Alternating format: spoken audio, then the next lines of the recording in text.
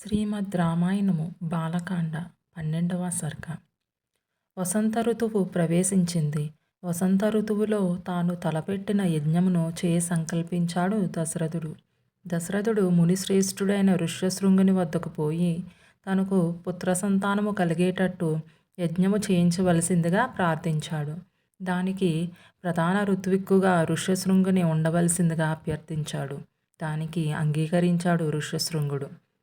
ఓ దశరథ మహారాజా, అటులనే కానిమ్ము. నేను మీ చేత అశ్వమేధ యాగము చేయిస్తాను. తరువాత పుత్ర సంతానము కొరకు మరొక యాగము చేయిస్తాను. ముందు అశ్వమేధ యాగమునకు కావలసిన సంభారములు సేకరించుము. ఒక ఉత్తమ అశ్వమును సేకరించి దానిని యజ్ఞాశ్వముగా విడువుము అని అన్నాడు. ఆ మాటలకు మహదానందము పొందాడు దశరథుడు. వెంటనే తన మంత్రి సుమంతుని రావించాడు. సుమంత, మనము అశ్వమేధ యాగము చేయబోతున్నాము. నీవు వెంటనే మన పురోహితులు వశిష్ఠుని, బ్రాహ్మణులను, ఋత్విక్కులను, సుయజ్ఞుడు మొదలగు వారిని పిలిపింపు అని ఆదేశించాడు. సుమంతుడు దశరథుని ఆజ్ఞ ప్రకారము అందరినీ సమావేశపరిచాడు. దశరథుడు వారినందరినీ పూజించి సత్కరించాడు. వారితో ఇలా అన్నాడు: బ్రాహ్మణోత్తములారా, నేను అశ్వమేధ యాగము చేయబోతున్నాను. దానికి ఋష్యశృంగుడు ప్రధాన ఋత్విక్కుగా ఉండుటకు అంగీకరించాడు. మీరందరూ ఆ యజ్ఞమును నిర్విఘ్నముగా జరిపించాలి అని వారిని ప్రార్థించాడు. దానికి వారందరూ సమ్మతించారు. రాజా, నీవు ధర్మసమ్మతంగా యాగము చేస్తున్నావు. నీకు యాగఫలము దక్కుతుంది. నీకు 9 పుత్రులు జన్మిస్తారు అని వారు దశరథుణ్ణి ఆశీర్వదించారు. ఆ మాటలకు ఎంతో సంతోషించాడు దశరథుడు. తరువాత యాగమునకు కావలసిన ఏర్పాట్లు చేయడానికి మంత్రులను నియమించి దశరథుడు అంతఃపురానికి వెళ్ళాడు. ఇది వాల్మీకి విరచిత రామాయణ మహాకావ్యంలో బాలకాండలో 12వ సర్గ సంపూర్ణము. ఓం తత్సత్, ఓం తత్సత్, ఓం తత్సత్. శ్రీమద్ రామాయణము బాలకాండ 13వ సర్గ. యజ్ఞమునకు కావలసిన ఏర్పాట్లు చేయడానికి 1 సంవత్సరము పట్టింది. మరలా వసంత ఋతువు వచ్చింది. దశరథుడు సంతానము కొరకు యజ్ఞము చేయుటకు యాగశాలలో ప్రవేశించాడు. పురోహితులైన వశిష్ఠులకు, బ్రాహ్మణులకు నమస్కరించాడు. మీరందరూ ఈ యజ్ఞమును వేదోక్తముగా నిర్విఘ్నముగా జరిపించండి అని వారిని ప్రార్థించాడు. మహారాజా, మీరు కోరినట్లే జరుగుతుంది అని బ్రాహ్మణులు ఆశీర్వదించారు.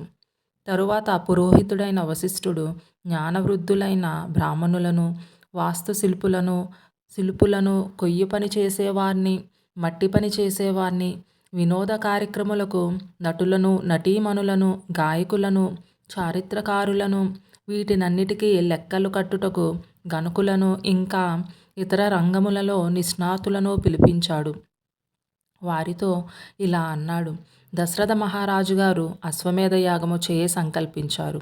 మీరందరూ ఆ కార్యక్రమమునకు తగు భవనములను, వేదికలను, యాగశాలలను నిర్మించండి. తగు ఏర్పాట్లు చేయండి. యజ్ఞమునకు వచ్చు వారికి భోజన సదుపాయములు, వసతి సదుపాయములు చేయండి. తగినన్ని వసతి గృహములు నిర్మించండి. ఎవరికి ఎలాంటి అసౌకర్యము కలగకుండా చూడండి. అన్ని వర్ణముల వారిని సమంగా ఆదరించండి. ఎవరి మీద కోపతాపములు చూపకండి. ఆహుతులను బాధ పెట్టకండి.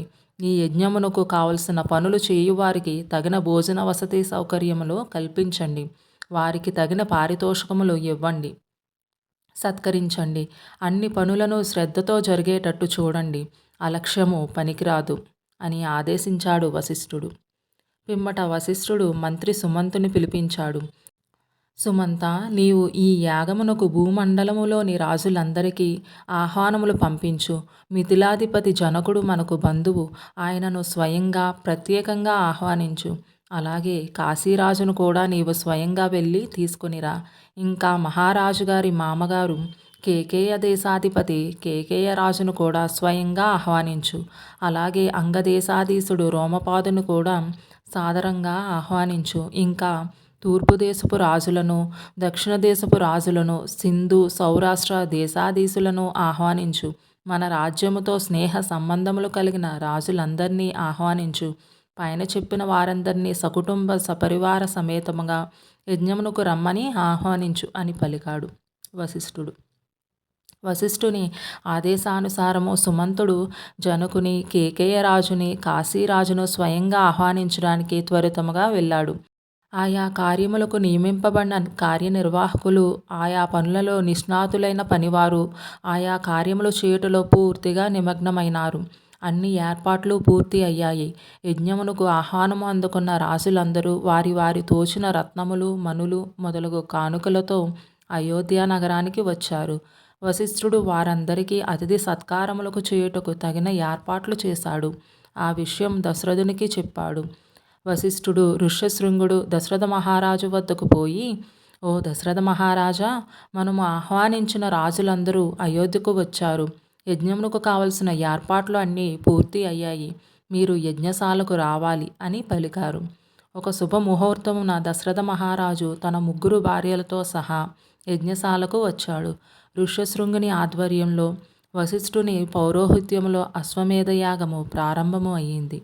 ఇది వాల్మీకి విరచిత రామాయణ మహాకావ్యములో బాలకాండలో 13వ సర్గ సంపూర్ణము. ఓం తత్సత్. ఓం తత్సత్. ఓం తత్సత్. శ్రీమద్ రామాయణము బాలకాండ 14వ సర్గ. ఒక సంవత్సరకాలం గడిచింది. అశ్వమేధ యాగము కొరకు వదిలిపెట్టబడిన అశ్వము తిరిగి వచ్చింది. దశరథుడు సరయూ నదీ తీరమున ఉత్తర భాగమున అశ్వమేధ యాగము ప్రారంభించాడు. ఋష్యశృంగుని ప్రధాన ఋత్విక్కుగా ఉంచుకొని పురోహితులు యజ్ఞము ప్రారంభించారు. వేదవిధులైన ఋత్విక్కులు వేదములలో చెప్పిన ప్రకారము యజ్ఞము చేస్తున్నారు. అశ్వమేధ యాగంలో ముఖ్య అంశములైన ప్రవర్గ్యము, ఉపసదమును బ్రాహ్మణులు వేదోక్తముగా నిర్వహించారు. ఇంద్రునికి హవిర్భాగములను అర్పించారు. శ్రేష్టమైన సోమలతను నలగగొట్టి రసము తీశారు. దీనితో యాగములో మాధ్యందిన శవము వేదోక్తముగా చేశారు. తరువాత ఋత్విక్కులు దశరథునితో తృతీయ శవనమును కూడా నిర్వర్తింపచేశారు. ఆ యాగములో ఏ చిన్న తప్పు కూడా దొరలకుండా చాలా జాగ్రత్తగా చేస్తున్నారు. ఆ యాగమునకు వచ్చిన బ్రాహ్మణులకందరకు ఆకలి అనేది తెలియకుండా మృష్టాన్న భోజనములో సమకూర్చారు. ఆ యాగము జరిగిన అన్ని రోజులు బ్రాహ్మణులు, రాజాదిరాజులు, వారి వెంట వచ్చిన ఉద్యోగులు, భటులు, సన్యాసులు, తాపసులు అందరికీ సమృద్ధిగా భోజన సదుపాయాలు చేశారు. తృప్తిగా భోజనములు చేసిన వారికి వస్త్రములు కూడా ఇచ్చి సత్కరించారు. వచ్చిన వారందరూ తృప్తిగా భోజనము చేసి దశరథుని పుత్రవంతునిగా దీవించారు. ఆ మాటలు విని దశరథుడు పరమానంద భరితుడయ్యాడు. యాగము జరుగుతున్న సమయములో వేద పండితుల మధ్య వాగ్వివాదములు రసవత్తరముగా జరుగుతుండేవి. యాగములో ఉపస్తంభములు నిలుపవలసిన సమయము వచ్చినది. బిల్వవృక్షము కర్రతో చేసిన ఉపస్తంభములు 6, చండ్రకర్రతో చేసినవి 6, మోదుగ కర్రతో చేసినవి 6, శ్లేషాత్మకము అనే కర్రతో చేసినది 1, దేవదారు కర్రతో చేసినవి 2 యాగవాటికలో పాతారు. ఒకదానికి మరొకదానికి బారెడు వెడల్పు ఉండేటట్టు పాతారు. ఆ ఉపస్తంభములను బంగారముతో అలంకరించారు. ఆ 21 ఉపస్తంభములను రంగురంగుల వస్త్రములతో అలంకరించారు. వేదములలో చెప్పిన ప్రకారము యజ్ఞకుండములను ఏర్పాటు చేశారు. దశరథుడు ఆయన భార్యలు కూర్చున్నట్టుకు వీలుగా గరుడిని ఆకారంలో ఒక వేదికను నిర్మించారు. దేవతలకు బలి ఇచ్చే నిమిత్తం ఆ ఉపస్తంభములకు రకరకాల పక్షులను, పశువులను, పాములను కట్టారు. యజ్ఞము వరకు వదిలిన అశ్వమును ఒక ఉపస్తంభమునకు కట్టారు. 300 పశువులను, యజ్ఞాశ్వమును ఆ ఉపస్తంభములకు కట్టారు. తరువాత దశరథుని పట్టమహిషి కౌసల్య అక్కడకు వచ్చింది. అశ్వమును కట్టిన ఉపస్తంభమునకు 3 మార్లు ప్రదక్షిణము చేసింది. ఆ యజ్ఞాశ్వమును 3 కత్తులతో చంపింది. శాస్త్రంలో చెప్పిన ప్రకారము ఆ రోజు రాత్రి అంతా కౌసల్య ఆ గుర్రము పక్కన నివసించింది. మరునాడు ఆ యాగమునకు హోత, అధ్వర్యువు, ఉద్గాత, 3 ఋత్విక్కులు, పట్టపురాణి కౌసల్యను ఆమె 2 పరిచారికలను దానముగా తీసుకున్నారు. తరువాత మరొక ఋత్విక్కు చంపబడిన ఆ గుర్రము మెదడును పక్వము చేసి హోమం చేశాడు. దశరథుడు ఆ హోమములో నుండి వచ్చిన పొగను తృప్తిగా వాసన చూచాడు. తరువాత 16 మంది ఋత్విక్కులు చంపబడిన ఆ అశ్వము యొక్క శరీర భాగములను శాస్త్రోక్తముగా హోమం చేశారు. కల్పసూత్ర ప్రకారంగా అశ్వమేధ యాగము 3 రోజులు వేదోక్తంగా జరపాలి.